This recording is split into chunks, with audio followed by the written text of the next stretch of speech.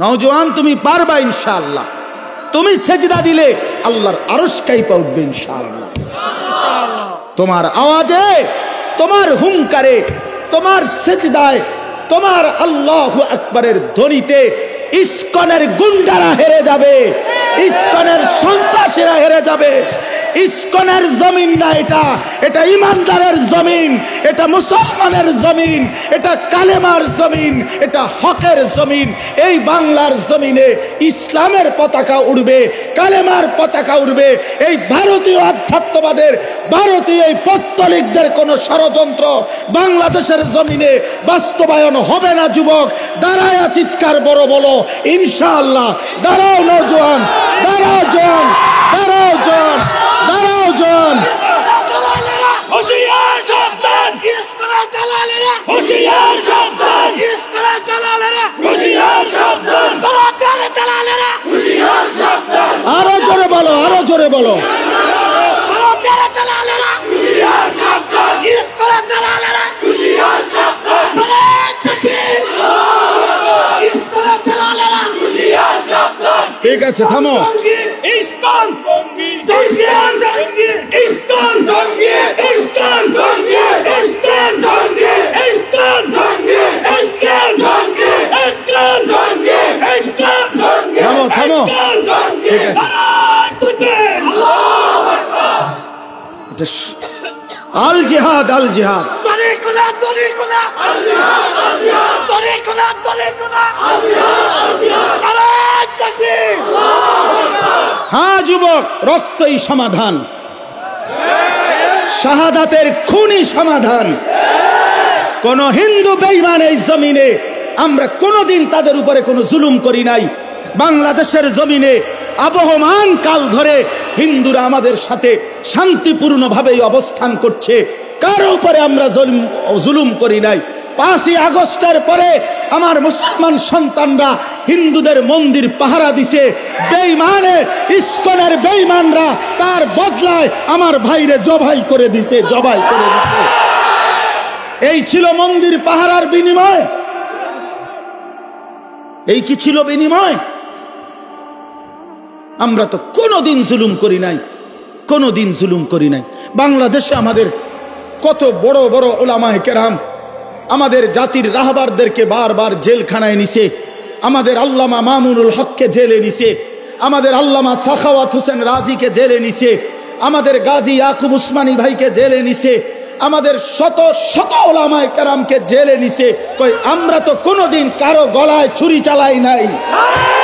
তাহলে তোরা বেঈমান, তোদের একজন বেঈমানের কারণে ওই বেঈমান নারী লোভী, ওই বেঈমান কিশোর বলাৎকারকারী, ওই বেঈমান যৌন নির্যাতনকারী, ওই চিন্ময় কৃষ্ণ দাস একটা অসভ্য, একটা নরপশু, একটা নরপশু, ওই বেঈমানের কারণে মুসলমানের গলায় ছুরি দিলি কেন? একটা 2.5 বছর 3 বছরের বাচ্চা, তার ওই বাচ্চা বাপ ডাকবে কাকে এখন? অ্যাডভোকেট সাইফুল ইসলাম আলিফের 3 বছরের একটা বাচ্চা আছে, ওর স্ত্রী 3 মাসের সন্তান সম্ভবা, গর্ভবতী নারী, স্বামী হারা, এতিম সন্তান, বাপ হারা। তোমরা ছেলেরা, অনুরোধ করছি ছেলেরা, বাপ তোমরা জানো না এটা প্রমাণ করে দিছে দুশ্মন, পাইলে তোমারে জবাই করে দিবে। বেডি চাইও না, বেডি চাইও না, ছেড়ে দাও। বেডির পিছনে জীবন শেষ করো না, নর্তকীর পিছনে জীবন শেষ করো না। ছেলেরা ভুল করতেছ, ভুল করতেছ। বেঈমান পাইলে তোমারে বা আমারে হুজুর দেখবে না। বিষয়টা হুজুরের লগে না, বিষয়টা ইমানদারের সাথে। কি ইমানদারের সাথে কিনা বলেন? তুমি যত রঙেই সাজো, তোমার চুল ড্রেস আপ যাই বানাও, তোমার আইডেন্টি কার্ড তুমি ছিঁড়ে ফেলবা কেমনে? তুমি যে মুসলমান, তোমার এনআইডি তুমি ছাড়বা কেমনে? তোমার ভোটার আইডি কার্ড তুমি বাদ দিবা কেমনে? তোমার জন্ম নিবন্ধন তুমি বাদ দিবা কেমনে? তোমার পাসপোর্টে তোমার ঠিকানা বাদ দিবা কেমনে? তুমি মুসলমান, এই পরিচয় তো ভুলতে পারবা না, ছিঁড়তে পারবা না, মুছতে পারবা না। অতএব ঈমান নিয়েই বাঁচতে শিখো, জান দিয়েই বাঁচতে শিখো, শাহাদাতের খুন দিয়েই বাঁচতে শিখো ইনশাআল্লাহ। শহীদের রক্তের উপরে, সাইফুল ইসলামের রক্তের উপরে ইনশাআল্লাহ ইসকনের কবর হবে ইনশাআল্লাহ, কবর হবে ইনশাআল্লাহ, ইনশাআল্লাহ, কোনো সন্দেহ নাই। ওই বেঈমান হেরে যাবে ইনশাআল্লাহ। ওরা জানে না ভারত, ওরা জানে না 550 বছর এই গোটা হিন্দুস্তান, পাকিস্তান, ভারত, বাংলাদেশের পুরা উপমহাদেশ মুসলমানরাই শাসন করেছিল। তুমি সংখ্যা কম মনে করছো, হ্যাঁ মুসলমান, তোমার 110 কোটি না 310 কোটি হোক, ইমানদার অল্পই অসংখ্য বেঈমানের মোকাবেলায় যথেষ্ট। আমার ছেলেরা যেদিন জাগবে, আমার নওজোয়ানরা যেদিন জাগবে, সেদিন ভারতের আব্বাও টিকবে না ইনশাআল্লাহ। আল্লাহ আমাদেরকে তৌফিক দান করেন, আল্লাহ আমাদেরকে হিম্মত দান করেন, আল্লাহ আমাদের যুবকদেরকে আগামীর ইসলামের জন্য কবুল করে নেন। আগামীর স্বপ্ন দেখি আমরা তোমাদেরকে নিয়ে ইনশাআল্লাহ। আমি চলে যাই, কোনো সমস্যা নাই। আনিসুর রহমানের রক্তে জমিন ভেসে যাক, কোনো অসুবিধা নাই।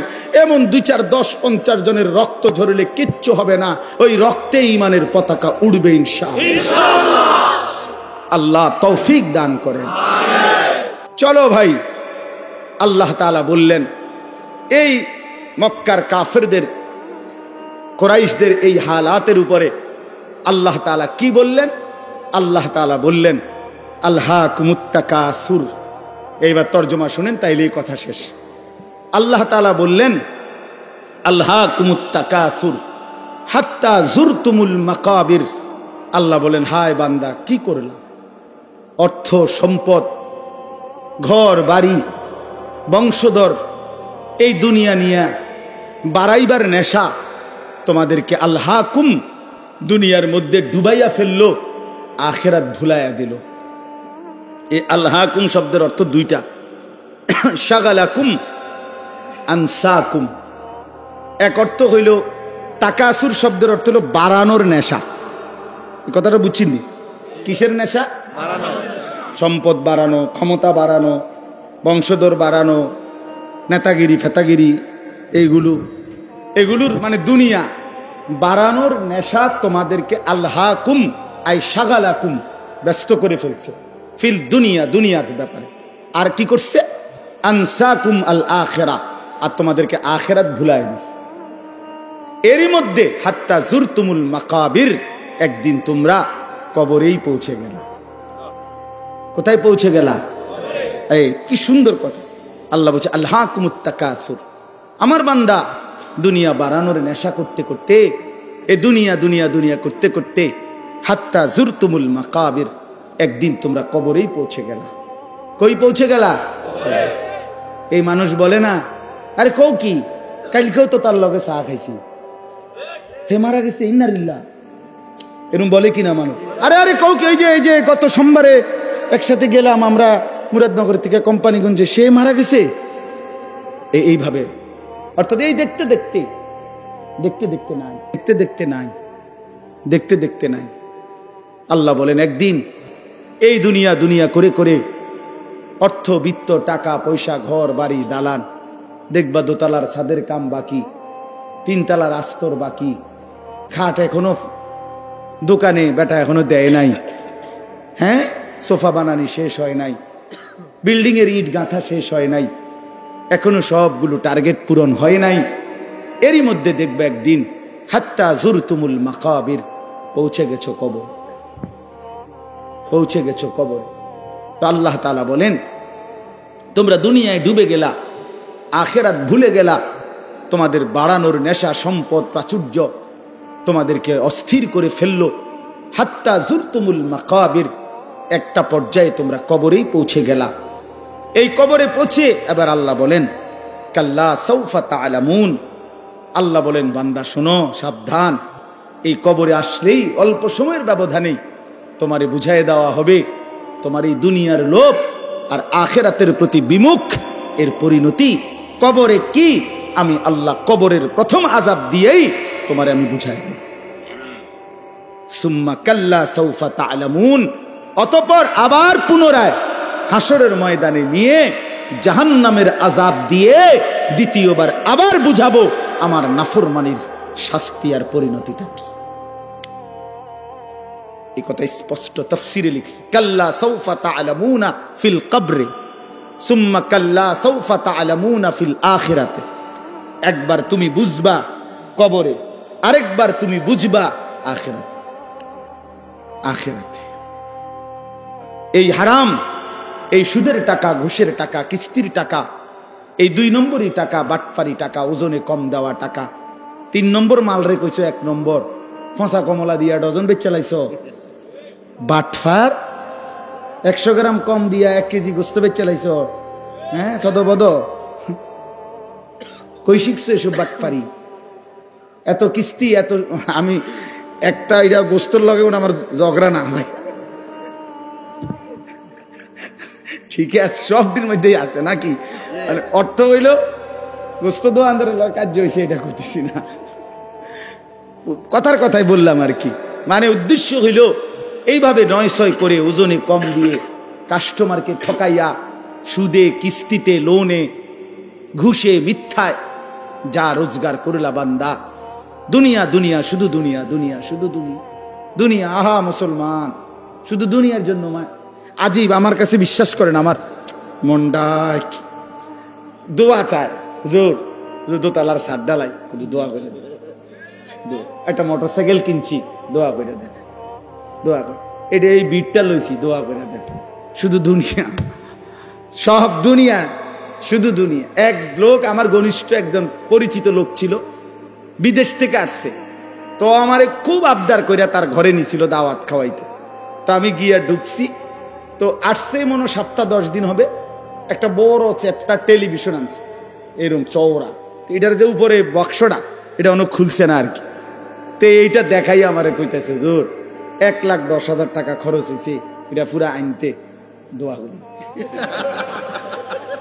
একের বিশ্বাস করে, আমিও দোয়া করছি। আমি বলছি, ভাই আমি দোয়া করি আপনার ঘরে যেন 24 ঘন্টা একটা সেকেন্ডের জন্য কারেন্ট না যায়, আপনার বউ বাচ্চা যেন 24 ঘন্টা নাচ গান, সিনেমা, নাটক যেন দেখতে পারে, দেখতে দেখতে যেন তারা কোনো ক্লান্ত না হয়, এবং কোনো অসুবিধা না হয়, যেন আপনার টেলিভিশনে যেন কোনো ডিস্টার্ব না হয়। এইভাবে অনেকক্ষণ 2-3টা বলার পরে সে বলতেছে, হুজুর বেশি রাগ হয়ে গেছেন নাকি?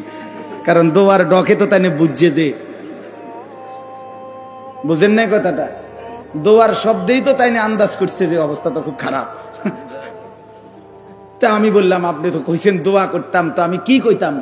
টেলিভিশনের দোয়া তো আপনি এগুলোই, যে টেলিভিশন যাতে ঠিক মতো চলে, নাহলে কি দোয়া করতাম? তার মানে পরে লজ্জা পাইছে, বুঝছে যে না, কথাটা আসলে ভুল বলে ফেললাম। তা আমার বাপ শুধু দুনিয়া চাইলেন। আল্লাহ নবী সাল্লাল্লাহু আলাইহি সাল্লাম বলেন, ইয়াকুলু ইবনু আদামা মালি ওয়া মালি, হায় বনি আদম, সারাক্ষণ কেবল বলো আমার মাল, আমার মাল, আমার মাল, আমার মাল। ওয়া হাল্লাকা মিন মালিকা ইয়া ইবনা আদম, নবীজি বলেন, কোথায় তোমার মাল বনি আদম? রাসূলুল্লাহর হাদিস, এই বেটা মাল কই তোমার? এই বাড়ি তো সাথে নিয়ে যাও, এই 10 শতক জায়গা তোমার, সাথে নিয়ে যাও, এই সোফাইগুলো তোমার, এগুলো সাথে করে নিয়ে যাও কবরে। তোমার তোমার না বললা? ওয়া হাল্লাকা ইয়া ইবনা আদম মিন মালিক, কই তোমার মাল কোথায় বান্দা? হে বনি আদম, কই তোমার মাল? রাসূলুল্লাহর হাদিস এটা। এরপরে নবী বলেন, শুনো, তোমার মাল কেবল 3টা। কোন মানুষের মাল কয়টা? 1 নাম্বার মা আকালতা ফাআফনাইতা, যেটা তুমি সরাসরি খাইছো, এটা তোমার, তোমার পেটে যেটা গেছে। 2 আও লাবিস্তা ফাআবলাইতা, যেটা তুমি সরাসরি গায়ে দিছো, পোশাক তোমার গায়ে, এটা তোমার। আও তাসাদদাকতা ফাআমদাইতা, যেটা আল্লাহর রাস্তায় সাদাকা করছো, যাকাত, ফিতরা, দান, সাদাকা, এতিম, গরিব, অসহায়, ফকির, মসজিদ, মাদ্রাসা, উলামায়ে কেরাম, যেখানে খরচ করছো, ফাআমদাইতা, সেটা তুমি আখিরাতে পৌঁছাইছো, সেটা তোমার।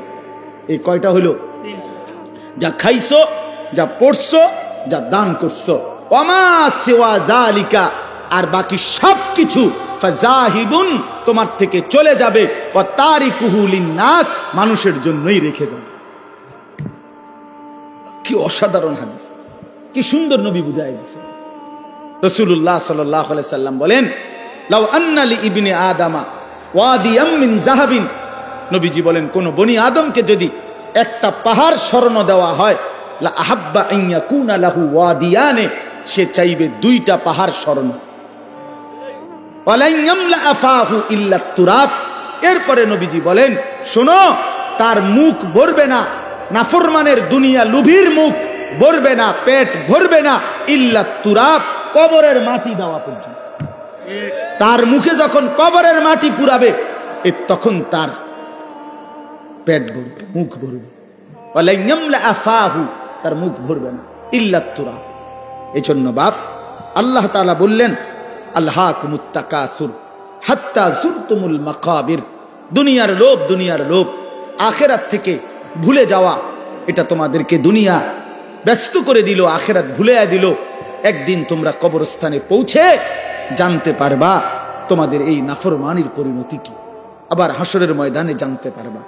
আমার ভাই, এজন্য কবরের আযাব বড় বেশি ভয়ানক, বড় বেশি ভয়ানক। আল্লাহর নবী সাল্লাল্লাহু আলাইহি সাল্লাম বলেন, তিনটা প্রশ্নের জবাব যে কবরে দিতে পারবে না, নবীজি বলেন আল্লাহ তাআলার পক্ষ থেকে বলা হবে, ফাফরিশুহু মিনান নার ওয়ালবাসুহু মিনান নার ওয়াফতাহু লাহু বাবান ইলান নার। এই ফেরেশতারা, নাফরমানের কবরে জাহান্নামের বিছানা বিছিয়ে দাও, জাহান্নামের পোশাক পরিয়ে দাও, জাহান্নাম বরাবর দরজা খুলে দাও। এই হলো এক, ফেরেশতারা এটা করবে। দুই নাম্বার, আল্লাহর নবী সাল্লাল্লাহু আলাইহি সাল্লাম বলেন, ওয়ায়ুদাইয়াকু লাহু কবরুহু। দুই নম্বরে, প্রিয় বন্ধু আমার, আল্লাহ রসুল বলছে কবর তারে একটা চাপ দিবে, কবরের মাটি সংকীর্ণ হয়ে যাবে, ডান পাশের মাটি বাম দিকে, বাম দিকের মাটি ডান দিকে, এভাবে চলবে। আল্লাহ রসুল খোদার কসম বাফ, আমি যদি সামনে যাইতে পারতাম তাহলে বলতাম তোমার কাছে।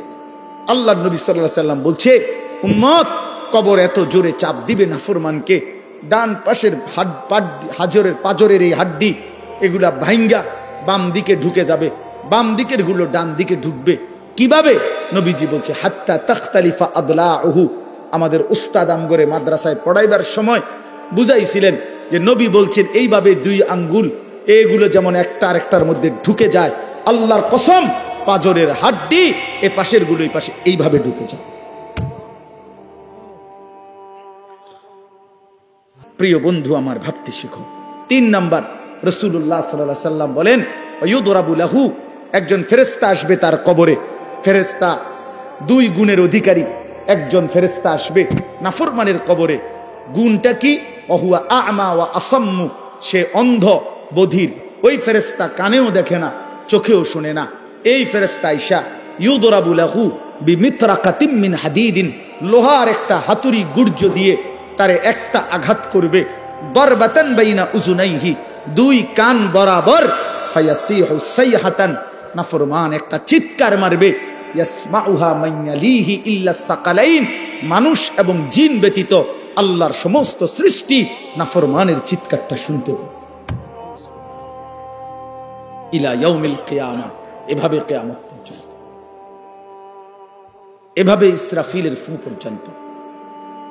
বন্ধু আমার, রাসূলুল্লাহ সাল্লাল্লাহু আলাইহি ওয়াসাল্লামের জামানায় যারা কবরে, তারা আজ কত বছর? ১৫০০ বছর। ইব্রাহিম আলাইহিস সালামের জামানায় যারা কবরে গেছে, তারা কবরের জীবনে পড়ে আছে আজ কত বছর? ভেবে দেখো ভাইয়া।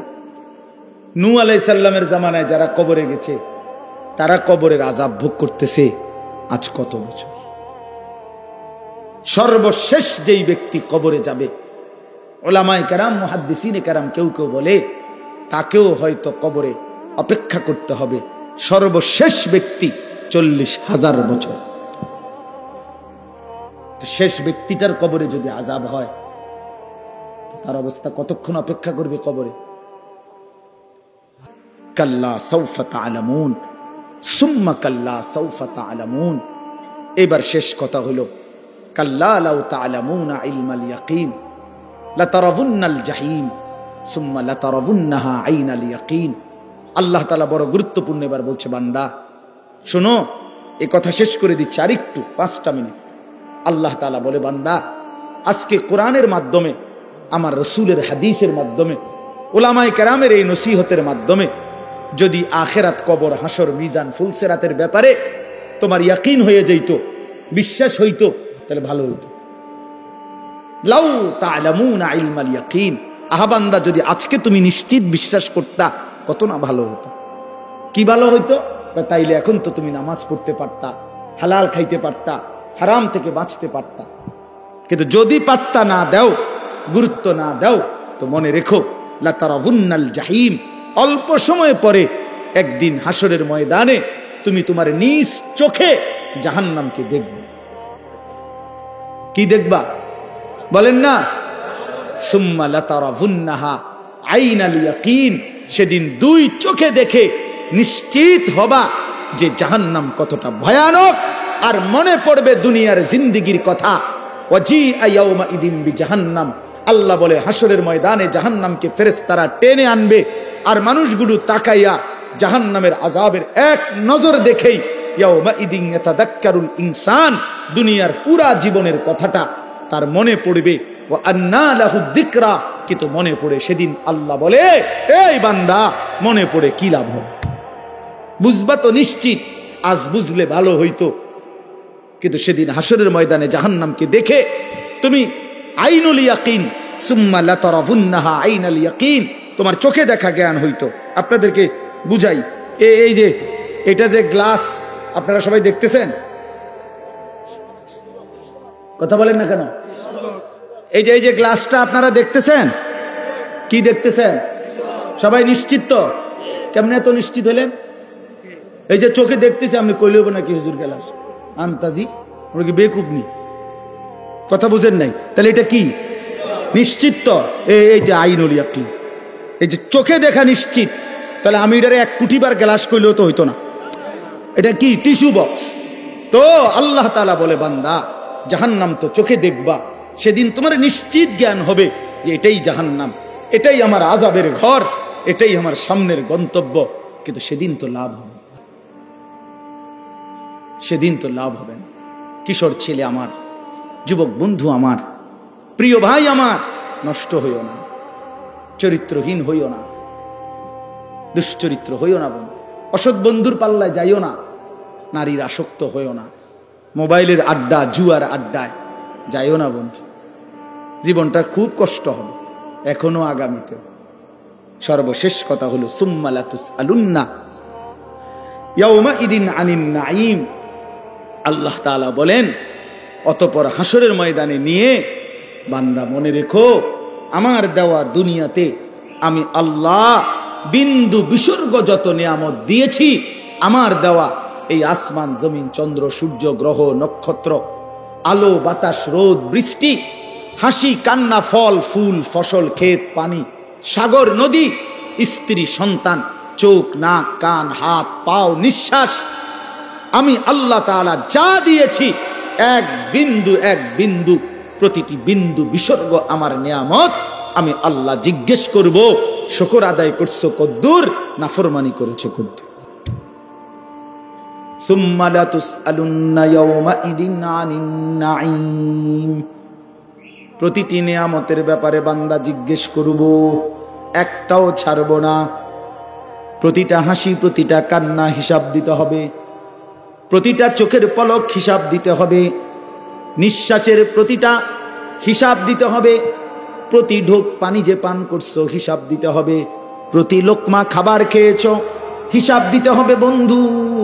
চোখের প্রতিটা পলকের হিসাব দিতে হবে, কানের প্রতিটা শ্রবণের হিসাব দিতে হবে, কদমের প্রতিটা হাঁটার হিসাব দিতে হবে, হাতের প্রতিটা উঠানামার হিসাব দিতে হবে।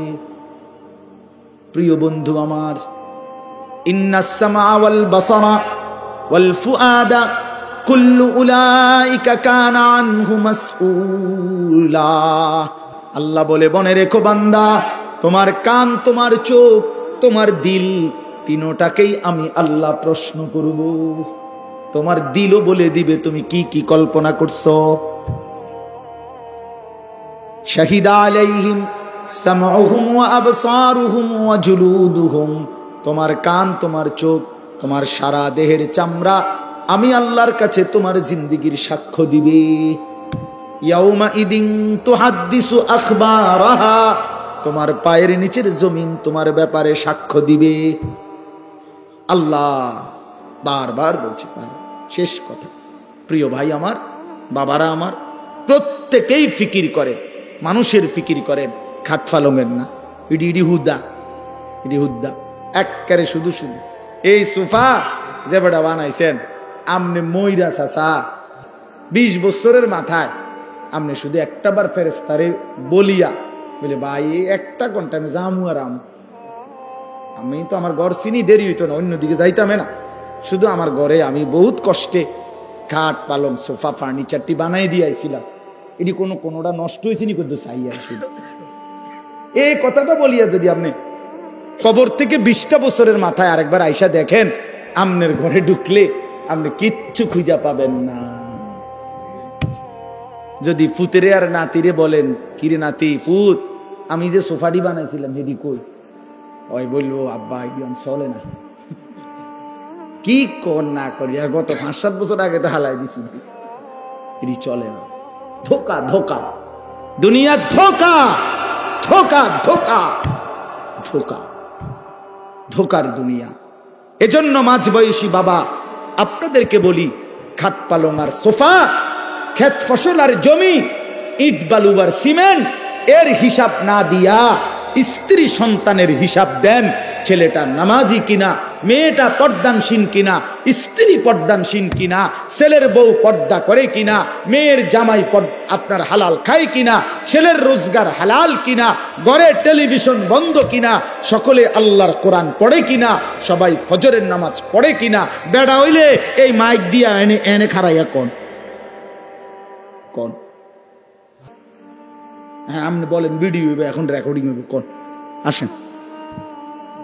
আমার আব্বা মৃত্যুর সময় আমরা 5 ভাই 3 বোন আর আমাদের ছেলে মেয়ে মিল্লা 25 জন, আলহামদুলিল্লাহ আল্লাহকে সাক্ষী রেখা বলি, এই 24-25 জন ছেলে মেয়ে নাতি নাতনি মিলে আমার আব্বা লম্বা করে বিছানো ঘরে ছিল। আব্বার চারদিকে আমরা জীবিত, তখনও শেষ অবস্থা আব্বার, আল্লাহর কোরআন পড়তেছিলাম, ছোট বাচ্চাগুলো পর্যন্ত। এই অবস্থায় আমার বাবার দুনিয়া থেকে বিদায় নিছেন। আমি আমার মারে বলছিলাম, মা আপনি কাঁদেন না মা, একটু পরে বাফেরে কবরে যদি ফেরেশতা প্রশ্ন করে মান রব্বুক, তোমার রবকে, তো আমার বাপ বলবে ফেরেশতা রবের কোরআন পড়ার জন্য 25 জনকে জমিনের উপরে রাইখা আসছি, রব চিনব না কেন রে বেটা, রব চিনব না কেন, রব চিনব না কেন, আল্লাহকে চিনব না কেন, মালিক কেমনে না চিনে, মনিব কেমনে না চিনে বাপ। এজন্য আজকে নিয়ত করি আমরা ইনশাআল্লাহ সেজদা করব ইনশাআল্লাহ। ছেলেরা ভাইয়া নিয়ত করছো নি ভাইয়া? তোমরা ভাইয়া নষ্ট হইও না ভাইয়া, লাগবে তোমরা আগামী দিনের জন্য, ইসলামে আগামীর সময়টা যে কোনো তোমার সামনে কিংবা এরপরের জেনারেশনের সামনে, সারা পৃথিবী জুড়ে আগামীর যুদ্ধ হক আর বাতিলের যুদ্ধ, আগামীর যুদ্ধ ইসলাম আর কুফরের যুদ্ধ, আগামীর যুদ্ধ মাহাদি আর দাজ্জালের মোকাবেলার যুদ্ধ। অতএব দয়া করে নষ্ট হইও না, নষ্ট হইও না, নষ্ট হইও না। বাবা ভাই সবাইকে বলি, মা বোন সবাইকে বলি, আল্লাহ তাআলা এই মাহফিল কবুল করেন, আজকের এই ইন্তজাম কবুল করেন। নওজোয়ান ছেলেরা তোমাকে অনেক ধমক দিছি বাপ, তারপরেও দোয়া কইরো, আমিও তোমাদের জন্য দোয়া করি। আল্লাহ তাআলা প্রতিটা ছেলেকে ইমানদার নেককার বানায় দেন। আল্লাহ আমাদের প্রতিটা মা বাপকে কবুল করে নেন। আলহামদুলিল্লাহ আপনারা অনেক সুন্দর করে মহব্বতের সাথে দিল দিয়েই বসছেন। আপনাদের এই বসাটাই প্রমাণ করে প্রত্যেকের দিলের মধ্যেই আল্লাহর কথা শুনবার প্রতি আগ্রহ আছে। মাশাআল্লাহ, এটা অনেক বড় মোবারকবাদ।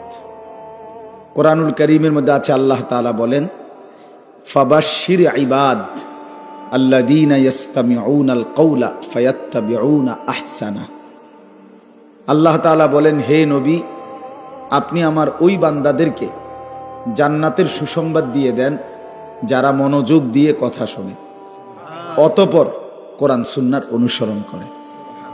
আগে তো মনোযোগ দিয়ে শুনে এরপরে কি করে? অনুসরণ করে। আল্লাহ তাআলা বলেন তাদেরকে জান্নাতের সুসংবাদ দিয়ে দেন। এজন্য এটা অনেক বড় একটা আমল, আল্লাহর কথা মনোযোগ দিয়ে দিল দিয়ে আন্তরিকতা নিয়ে শুনতে হয়। কোরআনুল কারীমের মধ্যে আছে, আল্লাহ তাআলা বলেন ওয়া ইদা কুরিআল কুরআনু ফাসতামিউ লাহু ওয়া আনসিতু লাআল্লাকুম তুরহামুন। যখন তোমাদের সামনে আল্লাহর কোরআন পড়া হয় তো আল্লাহ তাআলা বলেন তোমরা যারা শ্রোতা তোমাদের দুইটা কাজ। এক নাম্বার ফাসতামিউ লাহ, তোমরা মনোযোগ দিয়ে শুনো। দুই নাম্বার হলো আনসিতু, এবং একদম চুপ থাকো। লাআল্লাকুম তুরহামুন, আল্লাহ তাআলা বলেন তাহলে নিশ্চিত তোমাদের উপরে আল্লাহ তাআলার রহমত বর্ষিত হবে। সুবহানাল্লাহ। কি করলে? মনোযোগ দিয়ে শুনলে। আর কি করলে? চুপ থাকলে। রহমত বর্ষিত হবে মানে কি? তাফসীরে রুহুল মাআনিতে আছে রহমত বর্ষিত হবে মানে হলো আল্লাহ তাআলা তোমাকে আল্লাহর হুকুম পালনের তৌফিক দান করবেন, আল্লাহর ইবাদত করার যোগ্যতা দিবেন। এজন্য যে কেউ আল্লাহর কথা দিল দিয়ে শুনে আল্লাহ তাকে ধীরে ধীরে আল্লাহর হুকুম পালনের তৌফিক দেয়। এটাও কিন্তু অনেক বড় ইহসান। আল্লাহ দয়া না করলে বান্দা আল্লাহর ইবাদত করতে পারে না। আল্লাহ দয়া না করলে বান্দা আল্লাহকে ডাকতেই পারে না। আল্লাহ যদি এই জিহ্বা না দিতেন, কথা বলার যোগ্যতা না দিতেন, তো আল্লাহকেই বা ডাকতাম কিভাবে? এজন্য আল্লাহ তাআলার তৌফিক চাইতে হয়। হাদিসের মধ্যে আছে আমাদের প্রিয় নবী সাল্লাল্লাহু আলাইহি ওয়াসাল্লাম 5 ওয়াক্ত নামাজের পরে, ফরজের নামাজের পরেই তিনি সালাম ফিরাইবার পরপরই কয়েকটা বিশেষ দোয়া পড়তেন। এর মধ্যে একটা দোয়া হলো যে একটা কথা নবীজি 3 বার বলতেন। একটা দোয়া, এক দোয়াই 3 বার বলতেন প্রত্যেক নামাজের পর, ফরজের সালাম ফিরাইবার একটু পরেই। সেটা কি? আল্লাহুম্মা আইন্নি আলা যিকরিকা ওয়া শুকরিকা ওয়া হুসনি ইবাদাতিক। আল্লাহ আপনার জিকির, আপনার কৃতজ্ঞতা এবং আপনার ইবাদত সুন্দরভাবে আদায় করার জন্য আপনি সাহায্য করেন। এই যে গুরুত্বপূর্ণ বিষয় যে আপনি দয়া করেন যেন আপনার জিকির ভালোভাবে করতে পারেন, আপনি দয়া করেন যেন আপনার শুকর আদায় করতে পারেন, আপনি সাহায্য করেন যেন আপনার ইবাদত সুন্দরভাবে করতে পারে, সুন্দরভাবে করতে পারে। শরীরটাই সুস্থ নাই, নামাজ পড়ব সুন্দরভাবে কেমন? শরীরটাই ভাই, পাওটাই ভাঙ্গা, তো সেজদা দিব কিভাবে? তার মানে আল্লাহ তাআলার দয়া, আল্লাহ তাআলার ইহসান, আল্লাহ তাআলার মেহেরবানি ইবাদত আদায়ের জন্য জরুরি। এই দোয়াটা নবীজি 3 বার পড়তেন প্রত্যেক 5 ওয়াক্ত নামাজের পরে, ফরজের পরে। হাদিসের মধ্যে আছে একজন বিখ্যাত সাহাবী ছিলেন হযরত মুআজ ইবনে জাবাল রাদিয়াল্লাহু তাআলা আনহু। এই সাহাবীকে নবীজি একদিন হযরতে মুআজ ওনার হাত ধইরা নবীজি ওনাকে বললেন, ইয়া মুআজ ইন্নী উহিব্বুক, আমি তোমারে খুব ভালোবাসি। সাহাবীকে বলতেছে আমি তোমারে খুব পছন্দ করি, তো এই পছন্দের দাবিতে বলতেছি, তোমারে আমি মহব্বত করে বলতেছি, লা তানসা হাযা দুআ, এই যে দোয়াটা, আল্লাহুম্মা আইন্নি আলা যিকরিকা ওয়া শুকরিকা ওয়া হুসনি ইবাদাতিক, আল্লাহ আপনার জিকির, আপনার শুকর, আপনার ইবাদত ভালোভাবে করার জন্য সাহায্য করেন। নবী নিজে ওই সাহাবীকে বলতেছেন, শোনো তোমারে আমি খুব ভালোবাসি, তুমি এই দোয়াটা পড়তে কখনোই ভুলো না। ওই সাহাবীকে বলছে তুমি সব সময় এই দোয়াটা পড়ো।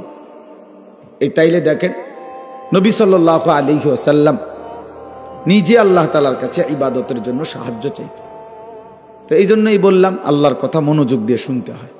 মসজিদে জুমার বয়ান, 5 ওয়াক্ত নামাজের পরেও যদি ইমাম সাহেব একটু কোনো কথা বলে, জুমার নামাজে যদি বয়ান করে, এরকম মাহফিলের বয়ান, ওলামায়ে কেরামের নসিহত, বিভিন্ন মাদ্রাসার বয়ান, ইসলাহি মজলিসের বয়ান, দাওয়াত ও তাবলীগের সাথীদের বয়ান, কোন আল্লাহওয়ালার বয়ান যখনই করে আল্লাহর কথা বলে, দিল দিয়ে শুনতে হয়, মনোযোগ দিয়ে শুনতে হয়।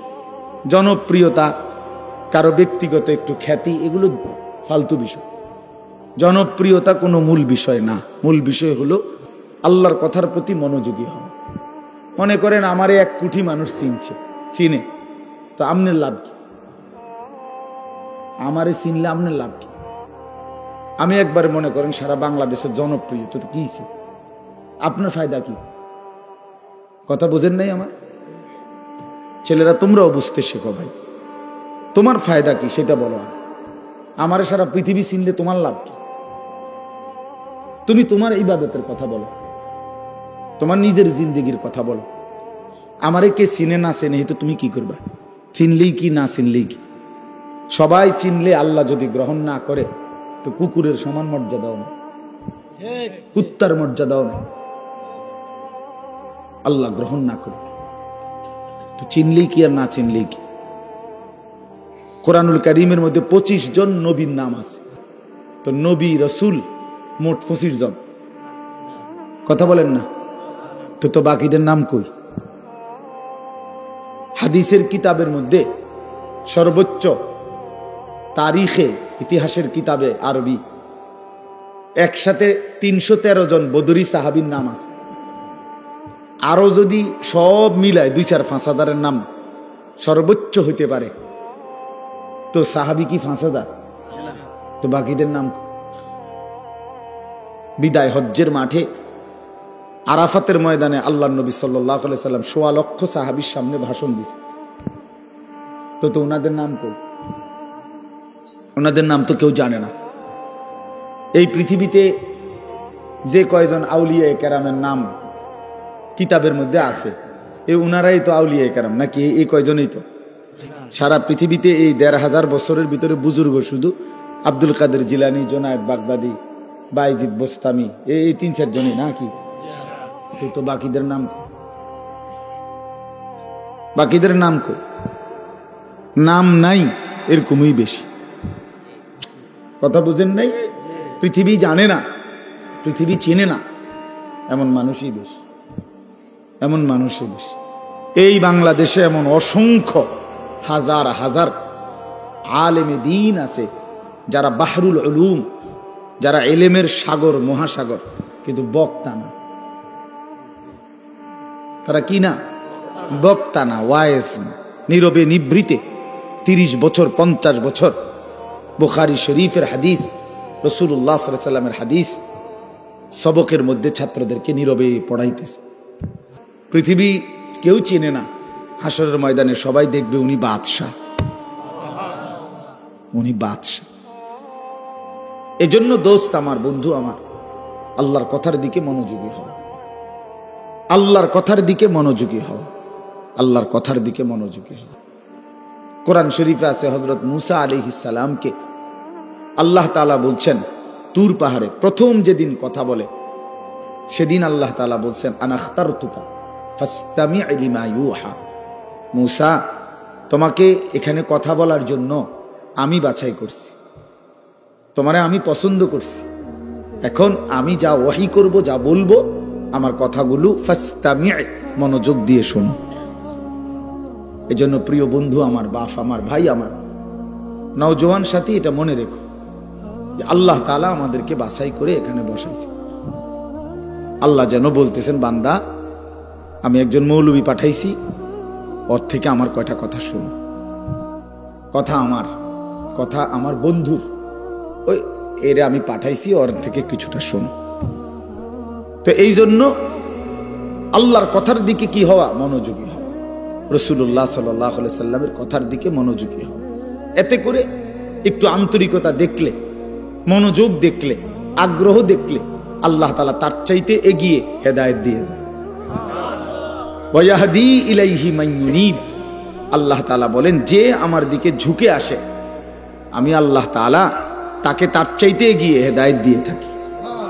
বান্দা একটু আসুক, শুধু সে আমার দিকে একটু আগাক, আমি তার চাইতে এগিয়ে তারে আমি আপন করে নেব, তারে আমি কোলে তুলে নেব, তারে আমি কোলে তুলে নেব। লাল্লাহু আশাদ্দু ফারাহান বিতাওবাতি আবদি। নবী সাল্লাল্লাহু আলাইহি সাল্লাম বলেন, আল্লাহ তাআলা সবচেয়ে বেশি খুশি হয়, সবচেয়ে বেশি আল্লাহ খুশি হয় বান্দা যখন গুনাহ ছেড়ে দিয়ে আল্লাহর দিকে ফিরে আসে। কদম বাড়াইলেই, গুনাহ ছেড়ে দিলেই, চোখের এক ফোঁটা পানি পড়লেই আল্লাহ ফেরেশতাদেরকে ডাক দিয়া বলে, এই 7 আসমান সাজিয়ে দে, আমার জান্নাত সাজায়া দে। ফেরেশতারা সাজায়া দিয়া বলে, আল্লাহ আসমান কেন সাজাইলেন, জান্নাত কেন সাজাইলেন? রব্বুল আলামিন বলে, আসলাহাল আবদু মাওলাহু। শোনো, এক গোলাম আজকে তার মনিবের সাথে সম্পর্ক ঠিক করে ফেলছে। আমার এক গোলাম আমার থেকে চলে গেছিল রে বহুদিন, ওই আমারে অনেক দিন সেজদা দেয় নাই, অনেক দিন সে আমারে ডাকে নাই, বহুদিন হয় সে হালাল খায় নাই, অনেক দিন আমার নাফরমানি করছিল, আজ সে আমার কাছে ফিরে আসছে। আমার বান্দা তওবা করছে, আমার বান্দা নিজের ভুল বুঝতে পারছে, পেছনের গুনাহ ছেড়ে দিয়েছে, আগামীতে করবে না ওয়াদা দিছে। এই জন্য আমি এই খুশিতে আসমান সাজিয়ে দিলাম, জান্নাত সাজিয়ে দিলাম। এই জন্য বান্দা যখন আল্লাহর দিকে ফিরে আসে, ঝুঁকে আসে, আল্লাহ তাআলা ভীষণ খুশি হয়, ভীষণ খুশি হয়। ইন আতাইতানি লাইলান আতাইতুকা লাইলান ওয়া ইন আতাইতানি নাহারান আতাইতুকা নাহারান। হাদিসে কুদসি এটা। আল্লাহ বলে, বান্দা তুমি যদি গুনাহ নিয়ে মাগফিরাতের জন্য রাত গভীরে আসো, আমি মাগফিরাত নিয়ে, রহমত নিয়ে রাত গভীরেই তোমার কাছে আসো। ওয়া ইন আতাইতানি নাহারান আতাইতুকা নাহারান। তুমি যদি দিনের আলোতে আসো মাফ চাইতে, আমি মাগফিরাত নিয়ে দিনের আলোতেই আসবো। তুমি আসবে যখন, আমি আসবো ঠিক তখন, ঠিক তখন আমি আসবই তোমার কাছে। আমি আছি বান্দা। ওয়া নাহনু আকরাবু ইলাইহি মিন হাবলিল ওয়ারিদ। আমি তোমার গর্দানের রগ, যেটা ছিঁড়ে গেলে তোমার মৃত্যু, সেই শাহরগ গর্দানের রগ, এর চাইতেও আমি তোমার কাছে। তুমি একটা ডাক দাও, আমার আরশ আজিম নড়ে উঠবে। ফাইজা সাআলাকা ইবাদি আন্নী ফাইন্নী করিব। আল্লাহ বলে, আমার বান্দা যখন আমার কাছে কিছু চায়, আমারে ডাক দেয়, হাত পাতে, তা আমি আল্লাহ একদম কাছে। উজিবু দাওয়াতাদ দাঈ ইযা দাআনি। বান্দা যখনই ডাক দেয়, আমি তখনই তার ডাকে সাড়া দেই। সুবহানাল্লাহ, সাড়া দেই। জিন্দেগীর সব প্রয়োজন আল্লাহর কাছ থেকেই চাওয়া উচিত। দুর্ভাগ্য এক জাতি আমরা এমন মুসলমান হয়ে গেলাম যারা নিজেদের কোনো প্রয়োজনে আল্লাহর কাছে চাওয়ার অভ্যাস আমাদের নাই। আল্লাহর কাছে চাওয়ার অভ্যাস খুব কম, খুব দোয়া করার মানসিকতাই আপনাদের মধ্যে কম। ওই শুধু ড্রাইভার টোকায়, ড্রাইভার মানে হুজুর, হুজুর কেবল হুজুর টোয়া, হুজুর দিয়া দোয়া করানো, হুজুর দিয়া। আরে ভাই, হুজুর দিয়ে দোয়া করানো নিষেধ না, হুজুর দোয়া করবে ঠিক আছে, কিন্তু নিজের আহাজারি, নিজের চোখের পানি, নিজের কান্না, নিজের আরজি নিজেই আল্লাহর কাছে পেশ করা উচিত। বান্দার কাকুতি মিনতি আল্লাহর খুব পছন্দ, আল্লাহর খুব পছন্দ, আল্লাহ তাআলার খুব পছন্দ। হাদিসে আছে বুখারীতে, ফাওয়াল্লাহি লা ইয়ামাল্লাল্লাহু হাত্তা তামাল্লু। নবীজি বলছেন, আল্লাহর কসম উম্মত, তোমরা চাইতে চাইতে আল্লাহর কাছে ক্লান্ত হয়ে যাবে, কিন্তু রব্বে করিম দিতে দিতে একবারও ক্লান্ত হবেন না। সুবহানাল্লাহ, লা ইয়ামাল্লাল্লাহ, তিনি ক্লান্ত হবেন না। তুমি চাও বান্দা, বারবার বলো, বারবার বলো, বারবার বলো।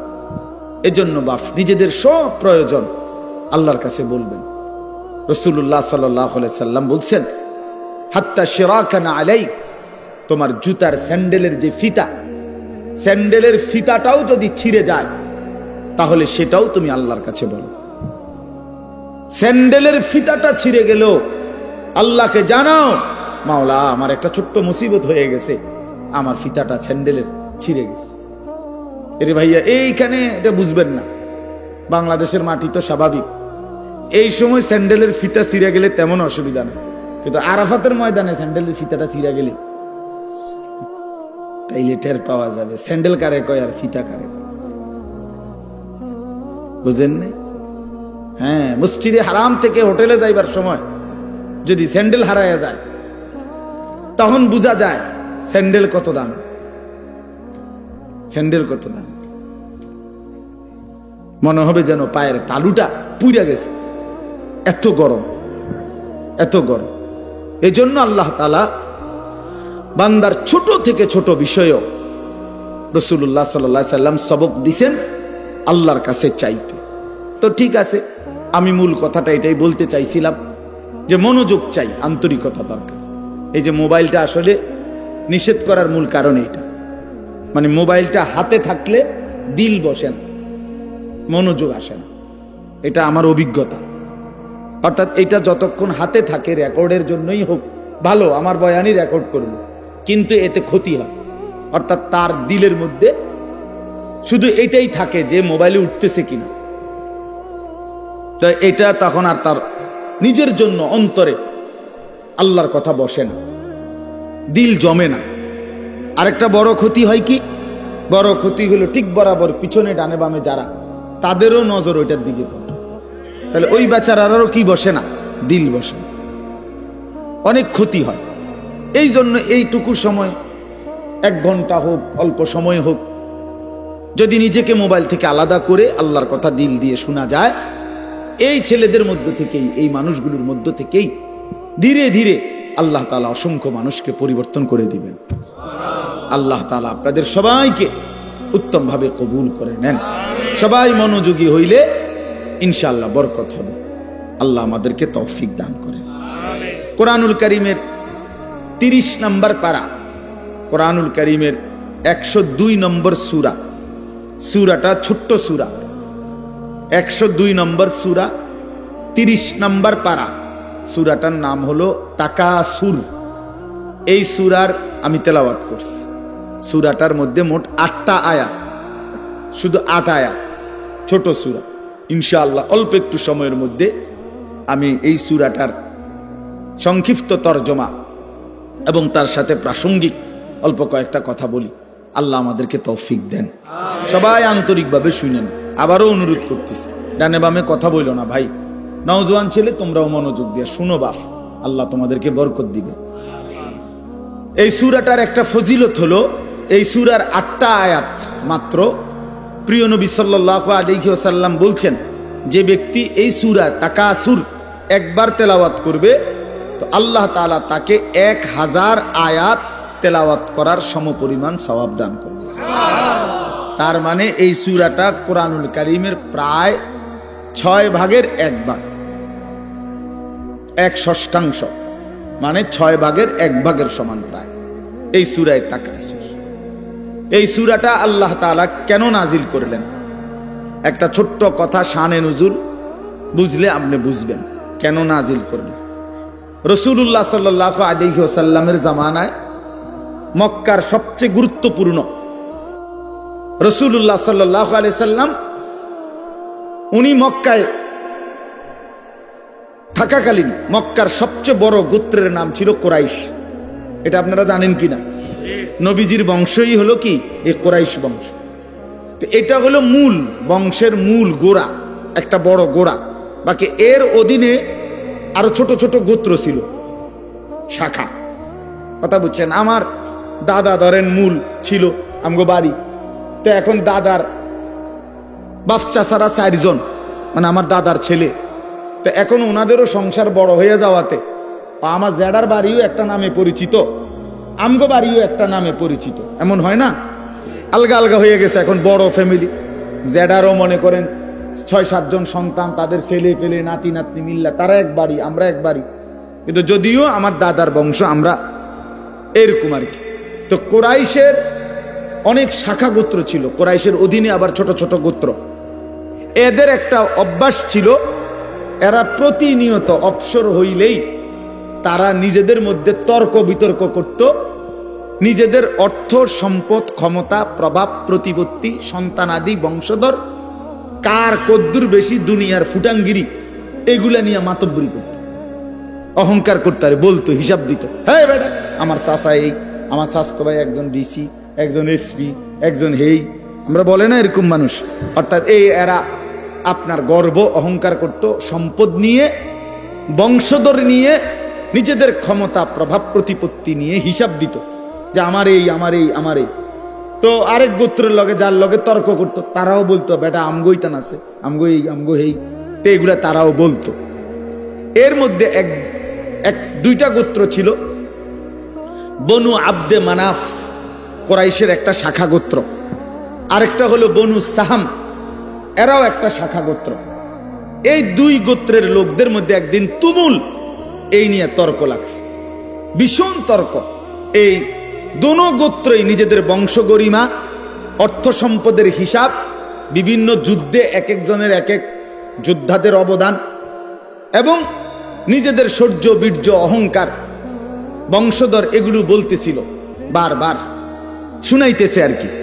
হেরাও কইতেছে, বনু সাহাম, বনু আব্দে মানাফ, দোনো পক্ষ বলতে বলতে অবস্থা দাঁড়াইছে এই, ওই বনু সাহাম গোত্র যারা, তারা দেখছে যে হিসাবে বনু আব্দে মনাফের সংখ্যা বাইরে গেছে, মানে বেশি হয়ে গেছে।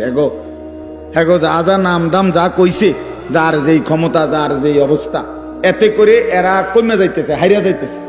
কারা? বনু সাহাম গোত্র। তো এরা করছে কি, তখন এই বনু সাহাম গোত্র যখন দেখতেছে হেরে যাচ্ছে ওদের থেকে, এইবার তারার আর জীবিত লোক যারা, তারার আর হিসাব দিয়া পারতেছে না, মানে হেরার লগে কুলাইতেছে না। তো হেরা বলতেছে দিগাও। কই? কবরস্থানে আসো। কই আসো? কবরস্থানে আসো। হ্যাঁ বেটা, কবরস্থানে হবে, মরে গেলে কি হইছে? আমরা মরা গুলোর হিসাব লো। এবার আমার যে চাচা মারা গেছে, আমি কি আসছিল জানো নি বেটা? যেটা কি আসছিল এই গেছে এবার কোথায়? কবরস্থানে গেছে, মানে মরা মানুষ সহ। যে বেচারা মরে গেছে তারও শান্তি নেই। এইবার সে কবরস্থানে তারা মানে দেখাইয়া মৃত মানুষদের হিসাব দিয়া নিজেদের বড়াই করতে শুরু করছে। কথা বুঝছেন কিনা বলে? অথচ জীবিত শেষ করে শেষ পর্যন্ত পৌঁছে গেছে কবরস্থানে। মৃত মানুষদেরকে নিয়েও দুনিয়ার এই গর্ব, অহংকার বড়াই, ক্ষমতার বড়াই, সম্পদের বড়াই, বংশের বড়াই, পরিবার জনগণের বড়াই এই করতেছিল, এইটা করতেছে। এমনকি মৃত মানুষদেরকে পর্যন্ত টেনে আনছে। এই অবস্থায় তাদের এই দিবানিশির এই তর্ক, এর মধ্যে যখন এই গোত্রটা বেশি বাড়াবাড়ি করলো, মানে কি করলো, যে জীবিতদেরকে দিয়ে না ফাইরা শেষ পর্যন্ত কই গেল? কবরস্থানে গেল। তখন তারা এই প্রেক্ষাপটে আল্লাহ পাক রব্বুল আলামিন তাদের এই আলোচনা, যে হায় মানুষ, তোমরা দুনিয়ার জন্য দুনিয়াতে ডুবে গিয়ে দুনিয়ার অর্থ, বিত্ত, সন্তান, পরিবারের অহংকার করতে করতে শেষ পর্যন্ত কবরে পৌঁছাও হিসাব দিতে শুরু করলা দুনিয়া, অথচ আখিরাতকে ভুলে গেল। নিজেদের কবর ভুলে গেলা, তাদের কবরে কি হচ্ছে তাও ভুলে গেলা, আখিরাত আর পরকালকে ভুলে গেলা। বান্দা, এটা কি করছো তুমি? কি করছো? এভাবে বুঝি সবাই তোমরা দুনিয়ার মধ্যেই ডুবে গেলা, আখিরাতকে ভুলে গেলা। কামটা কি করতেছো তোমরা? এটা কি কোনো কাজ হইল? এটা কি কোনো কথা হইল বান্দা? এই আল্লাহ তাআলা তখন এই অবস্থার প্রেক্ষাপটে কোরআনুল কারীমের এই সূরাটি আল্লাহ তাআলা নাজিল করেছেন। সূরাটির নাম কি? তাকাসুর। বলেন তো সবাই। 102 নম্বর সূরা। কত নম্বর? 30 নম্বর পারা, 102 নম্বর সূরা। শুনলে ভালো বাপ, আপনি যদি আগের থেকে সিদ্ধান্ত নেন আপনি বুঝতেন না, তো আমি জীবনেও বুঝতেন না।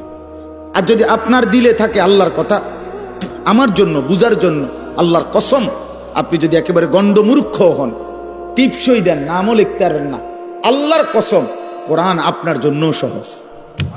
প্রিয় ভাই, তোমরা যারা স্কুলে পড়ো, কলেজে পড়ো, বন্ধু আমার, তোমাদের যতগুলো বই পড়ছো তার চাইতেও কোরআন সহজ। কোরআন সহজ। কোরআনুল কারীম তোমার বাংলা, অঙ্ক, ইংরেজি, পদার্থ, জীববিজ্ঞান বইয়ের চাইতেও সহজ বুঝার জন্য আল্লাহ তাআলা সহজ করে দিয়েছে। ওয়ালাকাদ ইয়াসসারনাল কুরআনা লিযিকর ফাহাল মিন মুদ্দাকির। আল্লাহ তাআলা বলে, বান্দা শুনো, আমি অবশ্যই কোরআনকে বুঝার জন্য, শেখার জন্য, পড়ার জন্য, তেলাওয়াতের জন্য, তাফসীরের জন্য, ব্যাখ্যার জন্য, এমনকি আমল করার জন্য আমি আল্লাহ কোরআনুল কারীমকে সহজ করে দিয়েছি। ফাহাল মিন মুদ্দাকির, কে আছো উপদেশ গ্রহণকারী, আমার কোরআন থেকে কিছু নিবা। আল্লাহ ডাক, ওহ মালিক যেন ফেরিওয়ালা, কুদরতি ভাবে আল্লাহ যেন ডাক দিচ্ছে, বান্দা এই আমি এক কোরআন নাজিল করেছি, 23 বছরে আমার বন্ধুর কাছে তোমাদের জন্য সব কিছু বলে দিয়েছি, একদম সহজও করে দিয়েছি। কে আছো তোমরা এখান থেকে উপদেশ নিবা? কে আছো তোমরা এখান থেকে জিন্দেগি গঠন করবা? কে আছো এখান থেকে জীবনের পুঁজি নিবা? কে আছো এখান থেকে দুনিয়ার কর্তব্য বুঝে নিবা, আখিরাতের দায়িত্ব বুঝে নিবা? আল্লাহ যেন ডাকতেছে, ফাহাল মিন মুদ্দাকির, কে আছো তোমরা? কে আছো? আসো। কোরআনুল কারীমে বন্ধু, ইয়া আইয়ুহাল্লাযীনা আমানু, হে ঈমানদারগণ, হে ঈমানদারগণ, হে মুমিনগণ, আল্লাহর কসম বাপ 89 বার, 8, 9, 89, মোট 89 বার আল্লাহ তাআলা আমাদেরকে ডাক দিয়েছেন। হে মুমিনগণ, হে মুমিনগণ, হে ইমানদার। আচ্ছা, একটাবার ইনসাফের সাথে যুবক ভাই তুমি ভাবো, আর কতবার ডাকলে তোমার মালিক তুমি নামাজ পড়তে? 89 বার তোমার মালিক তোমারে ডাকছে, আর কতবার বললে তুমি সেজদা দিতা? হায় আফসোস। 80 বারের চাইতে বেশি বার আল্লাহ তাআলা বলছে আকিমুস সালাহ, আকিমুস সালাহ, আকিমুস সালাহ। নামাজ পড়ো, নামাজ পড়ো, নামাজ পড়ো, নামাজ পড়ো, নামাজ পড়ো, নামাজ পড়ো। আর কতবার বললে বন্ধু নামাজ পড়তেন? আপনারা যারা নামাজ পড়েন, নামাজ বয়সী অনেক লোক, যে মা নামাজ পড়ে না, যে বোন নামাজ পড়ে না, যে যুবক ছেলে, কিশোর ছেলে, তুমি মুসলমানের ঘরে জন্ম নিয়ে নামাজ পড়ো না, তোমার আল্লাহ তোমার কাছে জানতে চাচ্ছে। কোরআন শরীফের একটা স্পষ্ট আয়াত আছে, একটা আশ্চর্য কথা শোনো ভাইয়া। কোরআন শরীফে 29 নম্বর পারায় একটা সূরা আছে, সূরা মুরসালাত। এই সূরাটার নাম কোরআনুল কারীমের, আমি বলতেছি পরে দেখলে কারো মন চাইলে, 77 নম্বর সূরা, কোরআনুল কারীমের 77 নম্বর সূরা। এই সূরাটার নাম হলো মুরসালাত। এই একটি সূরার মধ্যে 50টা আয়াত। ওই সূরাটা, এই 50টা আয়াতের মধ্যে আল্লাহ তাআলা 10 বার, মানে 10টি আয়াত 10 বার একটা কথা বলছে, বারবার একই কথা 10 বার বলছে এক সূরা। কয়বার? কি? ওয়াইলুন ইয়াউমাইদিল লিল মুকাদ্দিবিন, ওয়াইলুন ইয়াউমাইদিল লিল মুকাদ্দিবিন। হে আমার মিথ্যাবাদী নাফরমান বান্দা, শোনো, সেদিন হাসরের ময়দানে তোমাদের জন্য জাহান্নাম। এই কথাইটা 10 বার বলছে এক সূরাতে। কেউরে ছেড়ে দেওয়া যাবে না, সাফ কথা মিয়া। মুসলমানের এই সন্তান আমাদের সন্তান, এরা আমাদের ছেলে। 16 বছর, 14 বছর, 18 বছরের বাপ, মুসলমানের বাচ্চা লাগাম ছাড়া এক জিন্দেগি যাপন করতেছে। মা, বাবা, অভিভাবক, এলাকার মানুষ, কারো কোনো তত্ত্বাবধান বলতে কিচ্ছু নাই।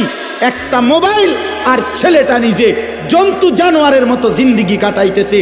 নিজের মতো খায়, নিজের মতো চুল রাখে, নিজের মতো জামা পরে, সারা রাত উলঙ্গ ছবি দেখে, অনলাইনে লাখ লাখ টাকা জুয়া খেলে, মেয়ের পিছনে ঘুরে উলঙ্গ দৃশ্য দেখে। এটা জানোয়ারের জিন্দেগি ছাড়া অন্য কোনো জীবন হতে পারে না বেটা। এটা মানুষের বাচ্চার জীবন নয়, এটা মুসলমানের সন্তানের জীবন নয় বেটা।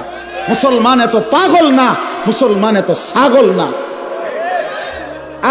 আজকে আমি জুমার নামাজে যাইতেছি, আমার এলাকার বাজার, গরু বাজার, আমি নিজ চোখে দেখছি, আল্লাহর কসম, আমার নিজ চোখে দেখছি ছাগল বাজারের মধ্যে যে ছাগলটি উঠছে, ওমা 3-4টা মানুষ রূপী ছাগল একটা ছাগলটির ভিডিও করতেছে।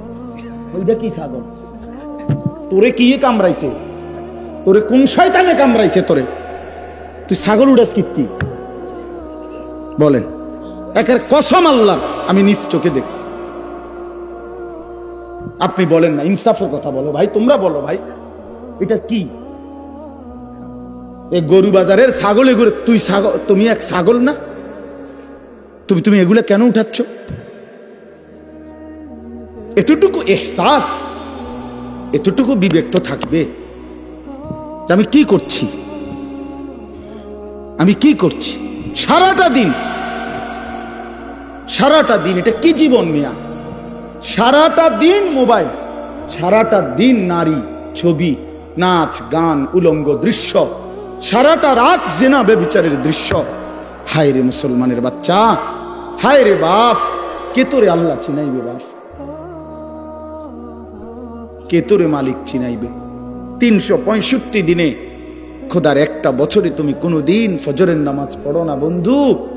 কেউ কি নাই তোমার যে তোমার মনে করাই দিবে যে তোমার একজন আল্লাহ আছে, কবর আছে, আখিরাত আছে? আহা, মা কোথায়, বাবা কোথায়? কেউ তার প্রতি কোনো মায়া নাই। ছেলেটা নষ্ট হয়ে যাইতেছে, চরিত্রহীন হয়ে যাইতেছে, চোখের সামনে একটা সুন্দর জীবন শেষ হয়ে যাচ্ছে, কারো কোনো আফসোস নেই, আফসোস। নারী দেখতে দেখতে, ছবি দেখতে দেখতে, বন্ধুদের আড্ডা দিতে দিতে ছেলেটা শেষ হয়ে যাইতেছে। আমরা বুঝি না বাপ, তোমাগো চেহারা দেখলেই তো বোঝা যায়, চুল দেখলেই তো বোঝা যায়, তোমাদের সুরত দেখলেই তো বোঝা যায় কয়জন নামাজ পড়ো আর কয়জন পড়ো না। বোঝা যায় না বাপ? বেনামাজি দেখলেই তো চিনা যায় বন্ধু, বেহায়া দেখলেই তো চিনা যায়, দুশ্চরিত্র দেখলেই তো চিনা যায়, অসভ্যরে দেখলেই তো চিনা যায়, নির্লজ্জ বেহায়াকে দেখলেই চিনা যায়। আহা, বহুতই আফসোস, আপনারা জানেন না এটা। বয়স্ক বাবাদেরকে বলছি, আজ মুসলমানের মা বাপ সবাই ব্যস্ততা হলো খাট পালং, সোফা, ফার্নিচার, ইট বালু সিমেন্ট টাইলস এই নিয়ে ব্যস্ত। ঘর সাজাচ্ছে, ফার্নিচার বানাইতেছে, আসবাব কিনতেছে, মজার মজার বাজার করতেছে, 10 আইটেমের রান্না হচ্ছে, খাচ্ছে, ফুর্তি করতেছে। বাকি টাইম কেউ, বয়স্ক চাচারা চা দোকানে টেলিভিশন, মা বোনরা ঘরের মধ্যে টেলিভিশন, আর মুসলমানের সন্তান প্রত্যেকে একটা একটা মোবাইল নিয়ে অবসর কাটাইতেছে। খালাস, এরই নাম মুসলমান? এটাই মুসলমানের মহল্লা? এটাই আমাদের জিন্দিগি? এখানেই শেষ আমরা? তো বলতেছিলাম, আল্লাহ তাআলা বলছে, বান্দা ফাবিআইয়ি হাদিসিন বা'দাহু ইউমিনুন। এই কথাটা বলতেছিলাম যে এই সূরা মুরসালাতের মধ্যে আল্লাহ তাআলা 10 বার বলছে, ওয়াইলুন ইয়াউমাইদিল লিল মুকাদ্দিবিন, তোমরা যারা মিথ্যাবাদী, নাফরমান, পাপী, শোনো, তোমাদের জন্য সেদিন জাহান্নাম। এই 10 বার বইলা আমার ভাই, আমি যে কথাটা বলতে চাচ্ছি, প্রিয় সন্তান, আমার ছেলেরা আমার, শোনো বাপ, আল্লাহ তাআলা লাস্ট কথা শেষ করছে, একটা কথা বইলা শেষ, ফাবিআইয়ি হাদিসিন বা'দাহু ইউমিনুন। আল্লাহ বলছে, আমার বান্দা এরপরে আর কেমনে বললে, আর কতবার বললে, আর কোন কথা বললে, আর কোন কিতাব নাজিল করলে, তুই আমার বান্দা, তুই আমার কথা শুনতি, আমি বুঝলাম না বান্দা, আর কেমনে বললে বুঝতি? 89 বার ডাক দিয়েও তোর কলিজাটা নরম করতে পারলাম না, 80 বারের চাইতে বেশি বার নামাজের কথা বলেও তোর দিল নরম করতে পারলাম না, এক সূরাতে 10 বার তোকে 50 আয়াতের মধ্যেই 10 বার বলে তোরে জাহান্নামের ভয় লাগাইতে পারলাম না। ফাবিআইয়ি হাদিসিন বা'দাহু ইউমিনুন, এরপরে আর কি বললে বান্দা, আর কেমনে বললে, এই কিতাবের চাইতে আর কোন কিতাব নাজিল করলে তুই আমার কথা মানতি বান্দা? বল না বান্দা, বলো ছেলের, একটা ছেলে বলো বাপ, একজন ছেলে বলো, দোস্ত, তোমার মালিক আর কতবার বললে তুমি নামাজ পড়তা? এই কোরআনের চাইতে দামি আর কোন কিতাব নাজিল করলে তুমি নামাজ পড়তা? এর চাইতে উত্তম এত কতবার বললে? আল্লাহর নবী সাল্লাল্লাহু আলাইহি সাল্লাম, আল্লাহর কসম বন্ধু, উম্মতের আমল নামা নবীজি সাল্লাল্লাহু আলাইহি সাল্লাম হাসরের ময়দানে দেখবে, নবীজির সামনে আমল নামা নবী হাতে নিবে, দেখবে, যখন আমল নামা হাতে নিয়ে দেখবে নবী পৃষ্ঠার পর পৃষ্ঠা ফজরের নামাজ নাই, 5 ওয়াক্ত নামাজ নাই, হালাল রিজিক বলতে কিছু নাই, 30 বছর সুদের টাকা, ঘুষের টাকা, কিস্তির টাকা, 30 বছর ধরে নাচ গান, নাটক, সিনেমা, ঘরে টেলিভিশন, বাজারে টেলিভিশন, স্ত্রী বেপর্দা, ছেলেটা নামাজ পড়ে না, মেয়েটা পর্দা করে না, নিজে বিড়ি সিগারেটের মধ্যে আসক্ত, কারো নামাজ নাই, বন্দিগি নাই, কোরআনের তিলাওয়াত নাই। এই আমল নামা দেখে আল্লাহর কসম নবী জিজ্ঞাসা করবে, উম্মত, এত বড় বেইজ্জতি তুই আমারে কেমনে করলি? উম্মত, আমার সামনে এটা তুই কি দিলি? তুমি কি জানো উম্মত, আমি 23টা বছর টানা তোর জন্য কেঁদেছিলাম উম্মত, আমি এমন কাঁদা কাঁদছি রে উম্মত তোদের জন্য, এশার নামাজের পরে দাঁড়াইছি, ফজরের আজান পর্যন্ত আমি আমার মালিকের কাছে তোদের জন্য, উম্মতের জন্য চোখের পানি ফেলে কাঁদছিলাম। আমার এত চোখের পানি তোর দিল গলাইতে পারলো না। আমি তায়েফের পাথরের আঘাতে আমার পিঠটা চালনির মতো ছিদ্র ছিদ্র হয়ে গেছে রক্তে। আমি বুকে পেটে 2টা পাথর বাঁধছি ক্ষুধার কষ্টে। আমি উহুদের দান দান শহীদ করা রক্তে উহুদের ময়দানে পড়েছিলাম বেহুশ হয়ে। আমার ঘরের চুলায় 3 মাস রান্নার জন্য কোনোদিন চুলায় আগুন জ্বলে নাই। আমার এত চোখের পানি, এত রক্ত, এত ক্ষুধার কষ্ট, কিছুই তোর মন গলাইতে পারলো না, তোরে সেজদা দিতে পারলো না। এটা আমার সামনে কি আনলা? আমি এই আমল নামা নিয়ে আল্লাহর সামনে কেমনে দাঁড়াবো? আমি কেমনে বলবো আমার মালিকের কাছে আমি কি সুপারিশ করব? আমি কেমনে বলবো রব্বুল আলামিন এটা আমার শ্রেষ্ঠ নবীর শ্রেষ্ঠ উম্মতের আমল নামা? বল ভাই আমার, তুমিই বলো, তুমিই বলো।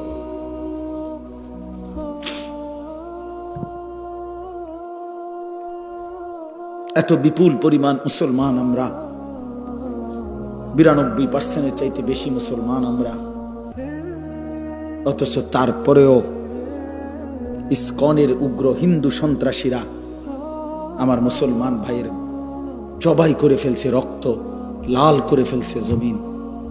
এতটা সাহস এই জমিনে কেমনে হলো? আমাদের ঈমান কোথায়? আমাদের হিম্মত কোথায়? আমাদের আওয়াজ কোথায়? এজন্য দোস্ত আমার, ছেলেরা, এই বন্ধুর কথা মনে রাখো। আর যদি কোনোদিন বলতে নাও পারি তো আজ বললাম, যদি সুযোগ না পাই তো একবারই বললাম। ফিলিস্তিনের মুসলমান আজীবন রক্ত দিবে, তুমি আজীবন মোবাইল টিপবা, এটা কোনো জীবনের শেষ কথা না। রোহিঙ্গা মুসলমান আজীবন কষ্ট পাবে, আর তুমি জীবন ভর শুধু মোবাইল টিপবার এই রঙের ঘুড়ি উড়াইবা না। প্রিয় ভাইয়া, এমনটা নাও হতে পারে, এমনটা নাও হইতে পারে। ফিলিস্তিন যদি জমিনের উপরে, তো বাংলাদেশও জমিনের উপর, নাকি বাংলাদেশ আসমানে? তাইলে পৃথিবীর এক প্রান্তে মুসলমান নির্যাতিত হলে, পৃথিবীর এক প্রান্তে মুসলমানের রক্ত লাল হলে, আরেক প্রান্ত আমরা নিরাপদ থাকি কেমন? আমরা নিরাপদ আছি কিভাবে ভাইয়া? কিসের উপরে ভর করে? কে তোমাদেরকে আশ্বাস দিল তোমাদের এই অব্যাহত গুনাহ, নারী, ছবি, এই অসৎ আড্ডা, এই মোবাইলের দিন রাতের এই আসক্তি, এক ওয়াক্ত নামাজ না পড়া, কখনো ফজরের নামাজ না পড়া, এটা তোমাদেরকে আগামী দিনে স্বস্তিতে থাকতে দিবে, নিরাপদে জমিনে থাকতে দিবে? এই গ্যারান্টি কে দিল বন্ধু? যুবক বলো, ভাইয়া, কিশোর বলো, তরুণ ছেলে বলো। যদি পারতাম তোমারে বুকে জড়াইয়া ধরে কতক্ষণ কাঁদতাম যে কেন নামাজ পড়ো না, কেন আল্লাহরে সেজদা দাও না। আল্লাহ আমাদেরকে মাফ করে দেন। আমার কথা হলো, আমরা চিল্লাইয়া যাই, যে কয়দিন হায়াত আছে, সুযোগ আছে, বলেই যাই, আল্লাহর কথা বলেই যাই। আল্লাহ তাআলা আমাদের প্রত্যেকের উপরে দয়া করেন। ছেলেরা, ফিরতে শিখো।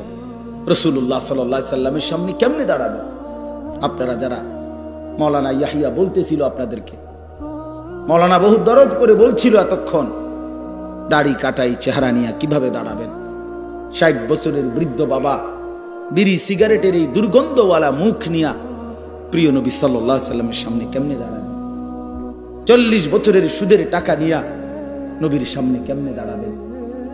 30 বছরের লাগাতার টেলিভিশন চলছে যেই ঘরে, আপনারা ফ্যামিলির সদস্যরা নবীজির সামনে কেমনে দাঁড়াইবেন? 25 বছর ধরে, 40 বছর ধরে যে মা, যে বোন কোনোদিন পর্দা করে নাই, সেই বেপর্দা বোন নবীজির সামনে সুপারিশের জন্য কেমনে দাঁড়াবে? কোনোদিন ফজরের নামাজ পড়ে না যে মানুষটা, সে রাসূলুল্লাহ সাল্লাল্লাহু আলাইহি সাল্লামের সামনে কেমনে দাঁড়াবে? সুপারিশ কেমনে চাইবে বলে? দাঁড়াবে কিভাবে? এজন্য আজকে নিয়ত করি যে ইনশাআল্লাহ 5 ওয়াক্ত নামাজ পড়ব। ছেলেরা বলো বাবা, নওজোয়ান সাথী নিয়ত করো বাপ, হিম্মত করো, পারবা ইনশাআল্লাহ, তুমি পারবা, তুমি যুবক পারবা ইনশাআল্লাহ। বাবা ভাই সবাইকে বলি, মা বোন সবাইকে বলি, আল্লাহ তাআলা এই মাহফিল কবুল করেন, আজকের এই ইন্তজাম কবুল করেন। নওজোয়ান ছেলেরা তোমাকে অনেক ধমক দিছি বাপ, তারপরেও দোয়া কইরো, আমিও তোমাদের জন্য দোয়া করি। আল্লাহ তাআলা প্রতিটা ছেলেকে ইমানদার নেককার বানায় দেন। আল্লাহ আমাদের প্রতিটা মা বাপকে কবুল করে নেন। আলহামদুলিল্লাহি রাব্বিল আলামিন। আল্লাহুম্মা আনতাস সালাম ওয়া মিনকাস সালাম, তাবারাকতা ইয়া যাল জালালি ওয়াল ইকরাম, ইয়া আরহামার রাহিমিন, ইয়া আরহামার রাহিমিন, ইয়া আরহামার রাহিমিন। রব্বানা যালামনা আনফুসানা ওয়া ইল্লাম তাগফির লানা ওয়া তারহামনা লানাকুনান্না মিনাল খাসিরিন। রব্বানা আতিনা ফিদ দুনিয়া হাসানা ওয়া ফিল আখিরাতি হাসানা ওয়া কিনা আযাবান নার। রব্বিরহামহুমা কামা রব্বায়ানি সগীরা। রব্বানা হাব লানা মিন আজওয়াজিনা ওয়া যুররিয়াতিনা কুররাতা আ'য়ুন ওয়াজআলনা লিল মুত্তাকিনা ইমামা। মওলাই করিম আপনি মাফ করে দেন, রব্বে করিম আপনি মাফ করে দেন, মেহেরবান মওলা আপনি মাফ করে দেন। আগামী জিন্দেগি আপনি সুন্দর করে দেন, ঈমান আমলের দৌলত দান করেন। আল্লাহ আগামী জীবনটা কাজে লাগাবার তৌফিক দান করেন। পেছনের গুনার নাফরমানির এই জিন্দেগি আপনি দয়া করে মাফ করে দেন। আল্লাহ আগামী জীবন সুন্দর করে দেন, বাকিটা হায়াত কাজে লাগাবার তৌফিক দান করেন। আপনার গোলামি আপনার বন্দিগি করার তৌফিক দান করেন। আল্লাহ সেজদাওয়ালা কপাল বানিয়ে দেন, মাওলা জিকিরওয়ালা জবান বানিয়ে দেন, কাঁদনেওয়ালা চোখ বানিয়ে দেন, মোহাব্বতওয়ালা দিল বানিয়ে দেন। আপনার গোলামি সুন্নতওয়ালা বন্দিগিওয়ালা জীবন বানিয়ে দেন। আল্লাহ আমাদের সকলকে কবুল আর মনসুর করে নেন। সমস্ত কবরবাসীদেরকে মাফ করে দেন, সমস্ত কবরবাসীদেরকে মাফ করে দেন, সমস্ত কবরবাসীদেরকে মাফ করে দেন। কিয়ামত পর্যন্ত কবরের আযাব মাফ করে দেন, কবরগুলোকে জান্নাতের টুকরা বানিয়ে দেন, আপনার নূরে রহমত দ্বারা ভরপুর করে দেন। আল্লাহ আমরা যারা বেঁচে আছি আমাদেরকে ঈমান আমলের জীবন দান করেন। যুবক ছেলেগুলোকে নামাজি বানিয়ে দেন, নওজোয়ান ছেলেগুলোকে নামাজি বানিয়ে দেন। আল্লাহ আগামীর ইসলামের জন্য এদেরকে কবুল করে নেন, কোরআনের জন্য এদেরকে কবুল করে নেন, ইসলামের জন্য আল্লাহ আপনি কবুল করে নেন। আল্লাহ ইসলামের জন্য জান বিলিয়ে দেওয়ার সৈনিক হিসাবে কবুল করে নেন। আল্লাহ মুসলমানের সন্তানকে ঈমান আমলের দৌলত দান করেন। আমার বাবা চাচা বয়স্কদেরকে আরো বেশি নেক আমলের তৌফিক দান করেন। পর্দার আড়ালের মা বোনদেরকে পর্দা পুশিদা দান করেন। মা ফাতেমা, মা আয়েশা, রাবেয়া বসরিয়ার মতো বানিয়ে দেন। আল্লাহ আজকের এই মাহফিল খানা কবুল করে নেন, মাহফিল খানা কবুল করে নেন, মাহফিল খানা কবুল করে নেন। নওজোয়ানদের এই আয়োজনে আপনি বরকত দান করেন। এলাকার সমস্ত মানুষের ভালোবাসার মাহফিল এটা, আপনি কবুল করে নেন। একটা টাকা একটা বিন্দু সহযোগিতা যে করেছে, একটা হাসি দিয়েছে, একটা শব্দ বলে সহযোগিতা করেছে, আল্লাহ এমন প্রত্যেককে উত্তম বিনিময় দান করেন। অসুস্থ বিমারি যারা শিফা করে দেন, প্রত্যেকের কামাই রুজিতে হালাল বরকত দান করেন। হারাম থেকে বাঁচান মাওলা, হারাম থেকে বাঁচান মাওলা। বিবি বাচ্চাকে নেক জীবন দান করেন। ঘরে পরিবারে সকলকে নামাজি বানিয়ে দেন, চরিত্রবান বানিয়ে দেন। আল্লাহ সমস্ত প্রবাসী ভাইদেরকে বাবাদেরকে সহি সালামতে নিরাপদে রাইখেন মাওলা, ঈমান আমলের সাথে রাইখেন। আল্লাহ প্রত্যেককে কবুল আর মনসুর করেন। যার যত নেক মাকসাদ আছে পূরণ করে দেন। আল্লাহ যার যত পেরেশানি আছে দূর করে দেন। আল্লাহ আপনি কবুল করে নেন, আপনি কবুল করে নেন। আমার দেশকে নিরাপদ করে দেন, আমার দেশকে নিরাপদ করে দেন, আমার দেশকে নিরাপদ করে দেন। আল্লাহ আমরা ঈমান নিয়ে বাঁচতে চাই, আমরা কালেমা নিয়ে বাঁচতে চাই, আমরা ইসলাম নিয়ে বাঁচতে চাই, আমরা সেজদা দিয়ে বাঁচতে চাই, আমরা আজান দিয়ে বাঁচতে চাই। আল্লাহ আল্লাহ আপনি দয়া করেন, আপনি রহম করেন। আপনি আমাদেরকে একজন ন্যায়পরায়ণ শাসক দান করেন, একজন ন্যায়পরায়ণ শাসক দান করেন, একজন ইমামে আদেল দান করেন, একজন ইনসাফগার শাসক দান করেন। আর কোন জালেম চাপাইয়া দিয়েন না মাওলা, আর যেন আমরা জুলুমের শিকার না হই মাওলা। আল্লাহ শহীদ সাইফুল ইসলাম আলিফের রক্তে আল্লাহ যেই জমিন ভেসেছে, আমরা এই জমিনে কালেমার বিজয় চাই মাওলা, আমরা ইনসানিয়তের বিজয় চাই মাওলা। আল্লাহ সাইফুল ভাইয়ের রক্ত আল্লাহ আপনি কবুল করে নেন, তার খুন আপনি কবুল করে নেন, তার পরিবারকে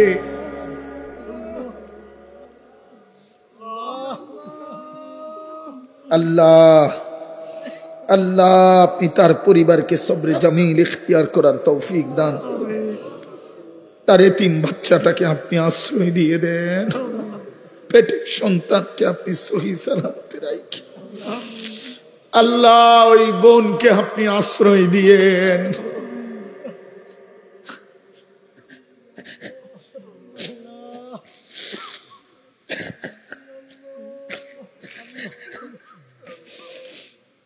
আল্লাহ। আল্লাহ ভাই আমার জীবন দিয়ে গেল মাওলা, আল্লাহ আল্লাহ আপনি তাকে শহীদি মরণ দিয়েন, জান্নাতের সর্বোচ্চ মাকাম দান করিয়ে আল্লাহ আমাদের প্রতিটা মুসলমানের, প্রতিটা মানুষের জান মাল ইজ্জত আবরুর নিরাপত্তা দিয়ে দেন আল্লাহ। আপনি দয়া করেন, আপনি দয়া করেন, আপনি দয়া করেন, আপনি দয়া করেন। সারা পৃথিবীর মজলুম মুসলমানদেরকে রেহাই দিয়ে দেন। গাজা, ফিলিস্তিন, লেবাননের মুসলমানকে বাঁচান মাওলা। আল্লাহ ইসরায়েলের ইহুদি বেঈমানদেরকে ধ্বংস করে দেন আল্লাহ। কালেমার পতাকা বিজয় দান করেন, ফিলিস্তিনের বিজয় দান করেন আল্লাহ। আপনি সবাইকে কবুল আর মনসুর করেন আল্লাহ। আমার শেষ ফরিয়াদ, আমার এই নওজোয়ান সন্তানদেরকে ফিরায় দিয়েন। আমি এটা ভিক্ষা চাইলাম, আমি এটা ভিক্ষা চাই। আমার এই যুবক ছেলেগুলোকে বদলে দিয়েন মাওলা, আমার সাথীদেরকে, আমার সন্তানদেরকে বদলে দিয়েন। ওরা কেউ আমাদের ভাইয়ের সমান, কেউ সন্তানের সমান। রব্বির হামহুমা কামা রব্বায়ানি সগীরা। সুবহান রাব্বিকা রব্বিল ইজ্জাতি আম্মা ইয়াসিফুন, সালামুন আলাল মুরসালিন, আলহামদুলিল্লাহ। আগামীকাল আমার শায়েখ আরিফ বিল্লাহ হাকিমুন নফস আল্লামা মুফতি মুশতাকুন নবী কাসিমি হুজুরের মাদ্রাসা কুমিল্লা কোটবাড়ি সুধন্যপুর